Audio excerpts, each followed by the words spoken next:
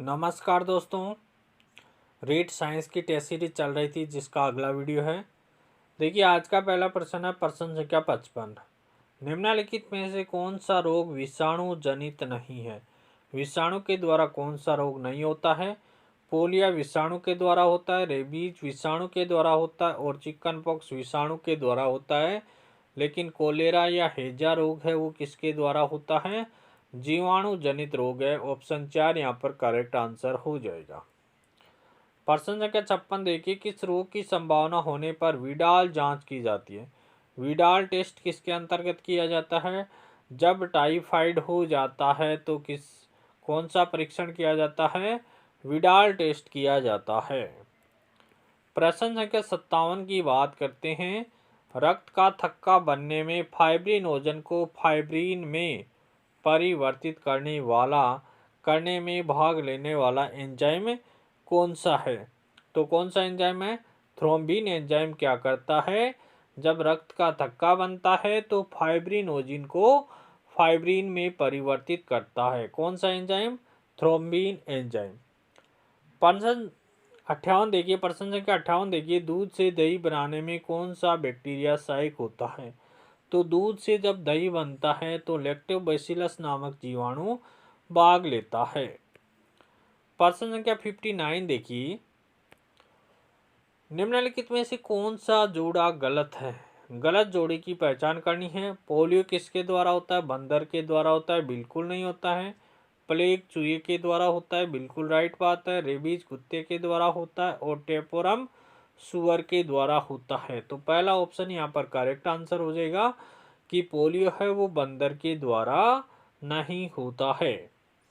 प्रश्न संख्या 60 की बात करते हैं। कितने तापमान पर किण्वन निष्क्रिय हो जाते हैं। तो लगभग 45 डिग्री सेंटीग्रेड या उससे ऊपर का तापमान है उस पर किण्वन है वो निष्क्रिय हो जाते हैं। प्रश्न संख्या 61 की बात करते हैं। एपीकल्चर एक वैज्ञानिक विधि है जो उत्पादन से संबंधित है। देखिए एपीकल्चर है वो मधुमक्खी पालन से संबंधित वैज्ञानिक विधि है। और मधुमक्खी का पालन क्यों किया जाता है। शहद के उत्पादन के लिए किया जाता है। प्रश्न संख्या 62 देखिए, विज्ञान का क्षेत्र जो मानव एवं यंत्र के मध्य स्वचलन एवं संचार का अध्ययन करता है क्या कहलाता है। तो साइबरनेटिक्स कहलाता है। विज्ञान का क्षेत्र जो मानव एवं यंत्र के मध्य स्वचालन एवं संचार का अध्ययन करता है क्या कहलाता है। साइबरनेटिक्स कहलाता है। प्रश्न संख्या 63 की बात करते हैं। निम्नलिखित में से कौन सा किसी ऐसे पौधे का उदाहरण है जो बीज तो लाते हैं पर फल नहीं देते हैं। कौन सा पौधा है जिसमें बीज होता है लेकिन फल नहीं होता है। कपास के पौधे में केवल और केवल क्या होते हैं, बीज होते हैं, इसमें फल नहीं होते हैं।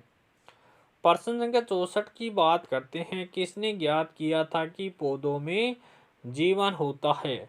तो जेसी बोस ने ज्ञात किया था। जगदीश चंद्र बोस ने ज्ञात किया कि पौधों में भी जीवन होता है। प्रश्न संख्या 65 देखिए, आरएच फैक्टर की खोजकर्ता कौन है। तो आरएच फैक्टर के खोजकर्ता कौन है। कार्ल लैंडस्टीनर और वीनर, ये आरएच फैक्टर के खोजकर्ता है। कौन। कार्ल लैंडस्टीनर एवं वीनर। प्रश्न संख्या 66 देखिए, बिल्ली दिन में क्यों सोती है। तो बिल्ली में आंख की जो पुतली है वो बड़ी होने के कारण दिन में सोती है।